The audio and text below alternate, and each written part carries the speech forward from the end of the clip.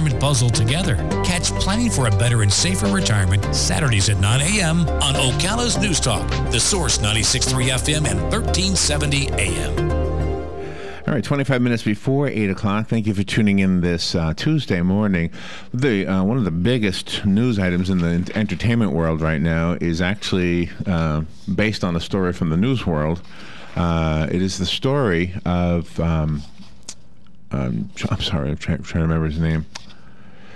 Navy SEAL Chris Kyle. How could I forget that? Anyway, Chris Kyle, as you know, was killed at a shooting range here in America. Mm-hmm. But he worked for us as a soldier, and his story is the movie American Sniper. It's an autobiography, and there are 3 authors actually involved with it. Chris Kyle himself and Jim DeFelice, and the third is Liz Carlisle. I think I have the name. Mm-hmm. Jim DeFelice is on the phone right now to talk about this. Jim is not only one of the co-authors of the American Sniper autobiography, but he's a writer and developer of video games, it says here, one of which is Ace Combat Assault Horizon. He's also a writer of books for children, as well as young adults and adults. So a very accomplished author in his own right.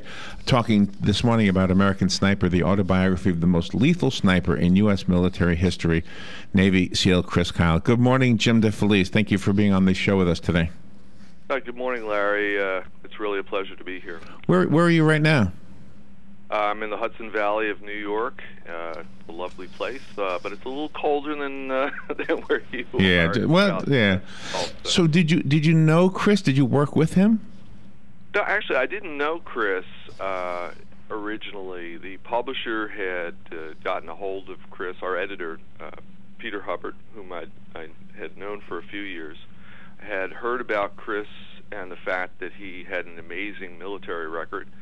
And he reached out, said, Chris, I'd like you to write a book. And Chris was reluctant at first, but Peter was, kind of pushing him along, and then called me and said, listen, I'd like you to do this book. I want you to talk to Chris and, maybe not convince him.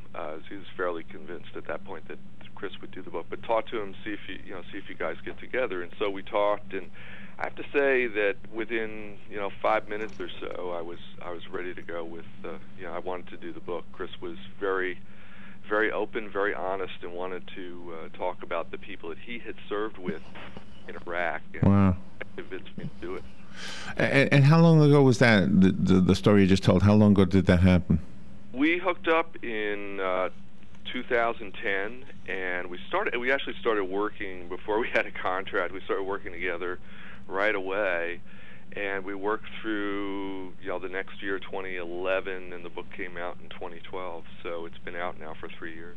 Wow! And were you surprised at some of the things that he told you that ended up in the book? I knew that the thing about Chris that's most remarkable to me, I knew some guys, I knew a lot of people who had been there, I knew a lot of SEALs. The most amazing thing with Chris was that he did deployments. He did so many deployments and was involved in so many actions that it was really, that was really stunning on how much of the war he had actually seen. The other thing that was amazing to me about Chris is that he wouldn't hold back.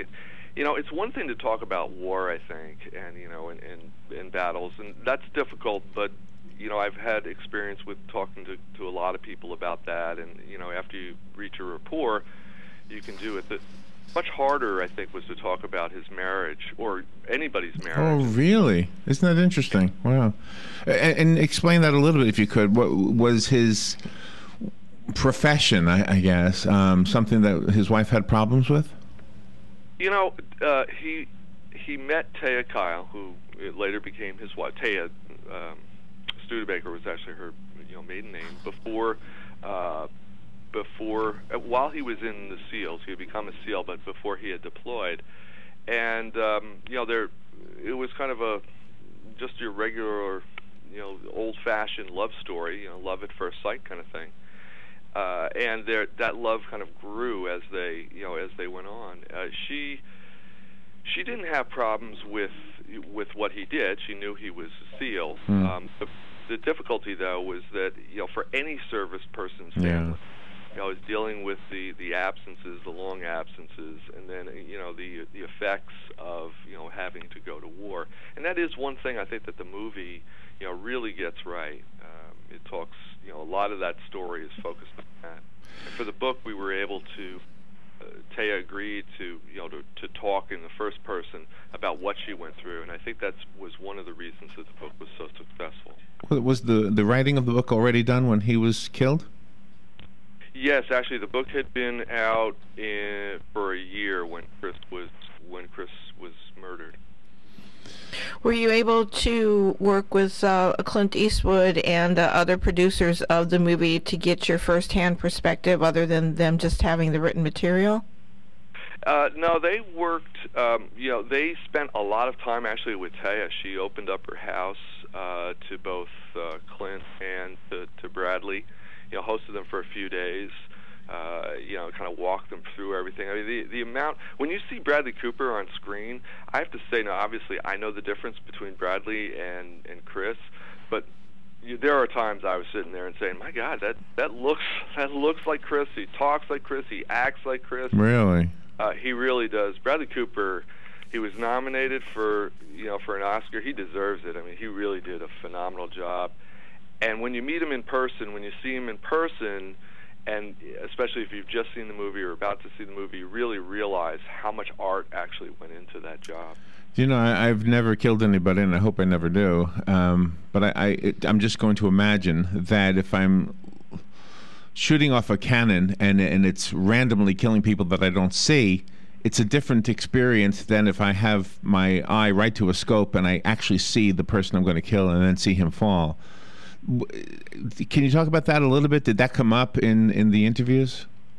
Yeah, there's that's a very good observation, because people have focused on the number of kills, which is how a sniper's job is measured, and said, oh, that's a huge high number. That's terrible. And the truth is, war is terrible, and plenty of people, plenty of soldiers have had to, using machine guns or using artillery and other things. I know. Have had to, kill more people. Well, for Chris, what bothered Chris were the two guys who were with him in Ramadi and were on his team and he was in charge of, who he couldn't save, who died on his watch. And he thought about them, and I know this, for a fact, he thought about them every day, and he obsessed at times. I didn't go crazy or anything, but he worried that he might have been able to do something a little bit different really? to protect them. And I know there's some criticism right now, people saying that we're glorifying killing, but who wouldn't want to see a sniper right now picking off those guys threatening to chop off the heads of these two Japanese guys? The guys who put the videos out there. Who wouldn't want to see a sniper like somewhere in that picture just putting an end to that nonsense? Absolutely, and the reason that snipers were used in Iraq was to minimize civilian casualties. I mean, in the old days, you would have just blown up the building when the sniper was, where the enemy was. Now, in Iraq, they use snipers with high precision rifles and other gear to say, okay, well, the sniper is here, not on that entire block. He's right in this one square. Let's take him out, and that's what Chris would do. Wow. How do you stay sane and objective? Because as the a great author you are, and a New York Times best-selling author, I mean, you've written about Omar Bradley. You've got a lot of other figures to your credit from different wars and different eras. How do you stay sane yourself? I stay sane by walking my dog, going to the doctor, and cutting wood with my chainsaw. Good. I don't do the wood. I walk the dog, though. I was laughing because I think that's how I stay sane. Well, I know we have to wrap it up, but thank you so much for taking time out of your day to talk to us about this. I guess everybody knows about the movie American Sniper. The book is also titled that. Do you want to give us a website? You can actually, what you should do is check out chriskylefrog.com, which is the foundation that Taya Kyle, Chris's wife, has started to carry on his work and to help service people and first responders, and focusing really on their marriages. Oh, wow. The entire family. Okay, chriskylesblog.com. And your website? Is it? My website is jimdefelice.com. Okay, and I think Robin already has it on our website. So if you're driving and can't write it down, or just call us later, we'll be glad to give it to you. Jim, thank you so much. What a great honor to have you on the show today. Oh, my pleasure. All right, we'll be right back. This is The Source, WOCA.